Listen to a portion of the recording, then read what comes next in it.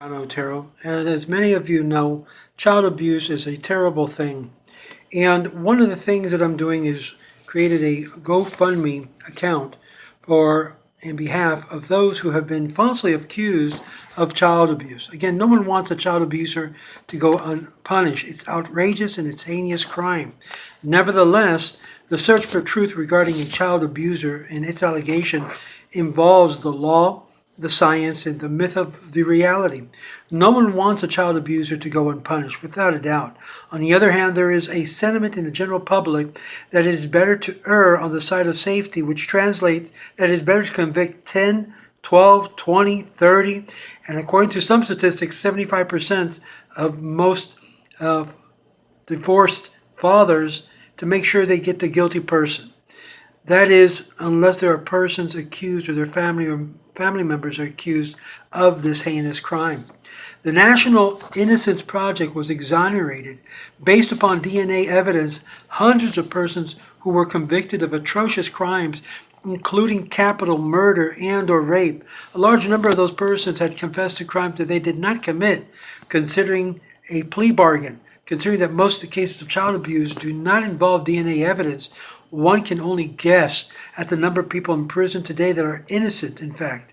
The fact that a person has been accused or charged and possibly convicted of the crime does not mean that they were in fact guilty of that crime. There are many reasons for this phenomenon taking place that has touched upon many hearts and lives and destroyed many lives.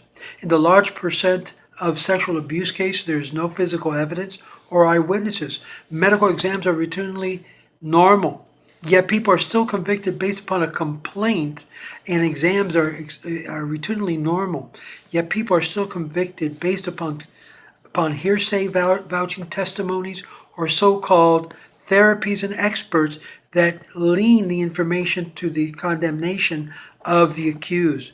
Especially disturbing are the cases where repeated penile penetration was alleged, yet the medical exam was normal with what is considered to be an intact hymen.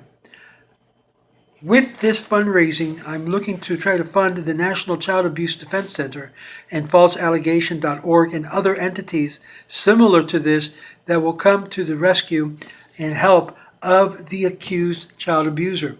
Again, as I mentioned, many of those who are accused are usually done in the process of custodial fights over the rights of the children, and many of them are launched as a result of trying to take complete custody of the child.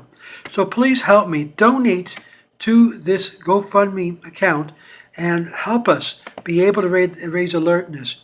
Keep in mind, legal aid in most of the cases throughout the country will not fund the accused to help them.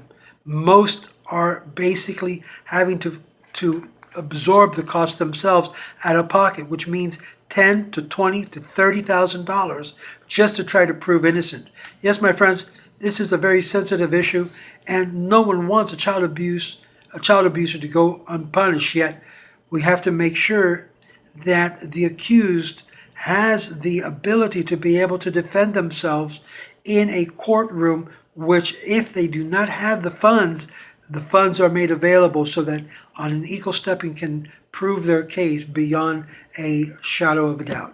Help me, donate today.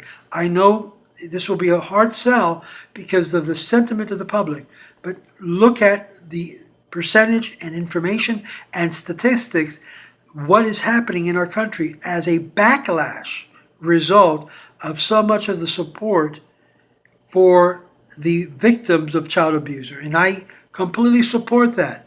But keep in mind there are two sides also to every issue. And this is one to help support those who are accused with the legal possibility to be able to defend themselves appropriately. Help me today.